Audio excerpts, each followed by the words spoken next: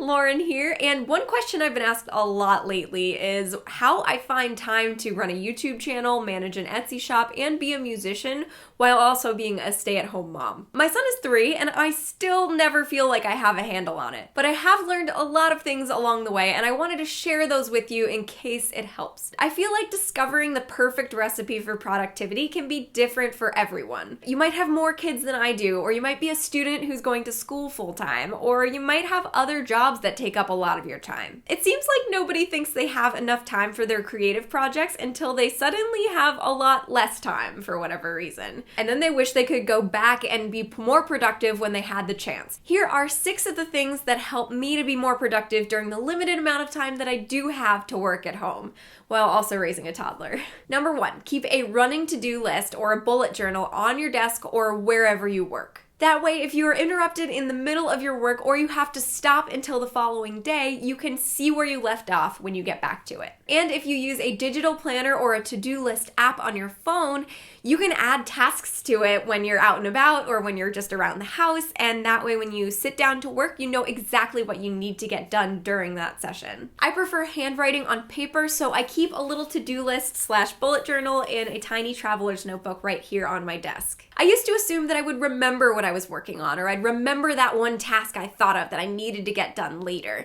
But being a stay-at-home mom has jumbled my brain up quite a bit, and I forget all the time. This has helped me spend less time trying to remember what I needed to get done and spend more time actually starting and working on those things. Number 2, stay as focused as you can when you do get time to work. For me, that is usually when my toddler is napping or asleep at night. Because I need to be way more productive during short bursts of time, it is extra important that I don't get distracted. Here are some of the ways that I do that. If your current living or work situation allows you to get behind a door you can close, use it. If you don't need your phone to work, put it on silent and move it slightly out of your reach. So you can check it if you need to, but you are not tempted. Try setting a Pomodoro timer, which is a 25-minute span of really focused work, and then you get a short break in between them. Anytime that I'm super behind on something and I try to just focus consistently for several hours in a row, bad things happen. It burns me out. This way you know exactly when you can stop and check your phone or get up and go to the bathroom or get a glass of water. And you aren't constantly tempted to do those things in the middle of your focus sessions. Number 3, come up with a few easy and short tasks that you can do when you're not at your desk. For example, I like to brainstorm video ideas for my YouTube channel and jot them down quickly on my phone when I'm hanging out with my kid. He's currently running around back and forth across the house, and this is gonna take me so much longer to do. It sounds like my son is having a really great time, so I hope it's not distracting. That sort of task only takes a minute or so, and my son might not even notice if he's distracted by something at the time. That way, when I get back to my desk and I can sit down to write some video scripts, I don't have to spend any time brainstorming. The ideas are already right there, and so that actually allows me to be more productive during my work sessions. If you do have kids, ask for help if it's available to you. My family lives more than 4 hours away, which is a bummer, but I've been trying to utilize the resources that I do have. For a long time, I felt like I couldn't ask my in-laws to watch Rory, and I left my husband in charge of doing that.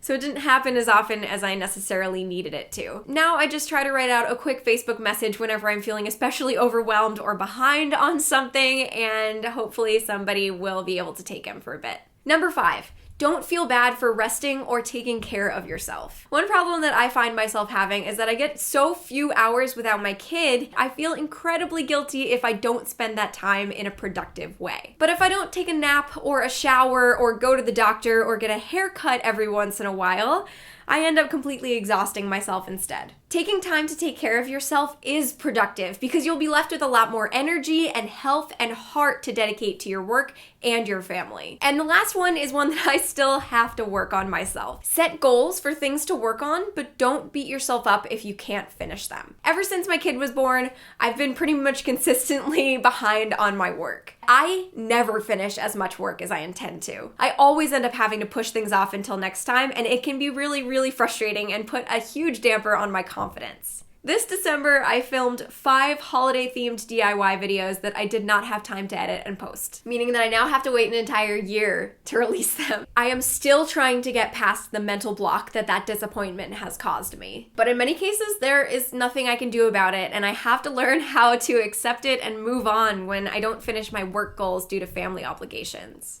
I want to hear all of the ways that you stay productive. Even if you only get an hour a week to work on your creative projects, how do you make sure that you use that hour to its fullest? And if you are currently struggling with this like I am, what is one thing that you wish you had more time to work on? Tell me in the comments below. It is worth mentioning that this is a topic that I have a lot of trouble with. It may not look like it from afar because I try to stay as positive as I can. I'm currently feeling really burnt out and frustrated with my work situation, mostly because I love making these videos, but I am constantly behind in where I want to be in getting them finished. And when I do post them, it can be so hard just to get my own subscribers to see them. So if you have been missing out on my weekly videos, make sure you click the notification bell so YouTube is more likely to tell you when I've posted something new. Make sure you follow me on Twitter and Instagram at LaurenFairWX because I always post over there when I have a new video. And if you have the means, one thing that makes it so much easier for me to work on this channel is my Patreon campaign. If a whole lot of you pledged only $1 or $2 per video that I post, I could potentially afford more childcare for my kid that would allow me to have a lot more time to make content for all of you. Anyway, I hope that something I said in this video was helpful to you, and even if it wasn't, know that you are not alone in feeling like you never have enough time to pursue your passion. I'm going to keep trying, and I hope that you will too. Thanks so much for watching, and I'll see you soon.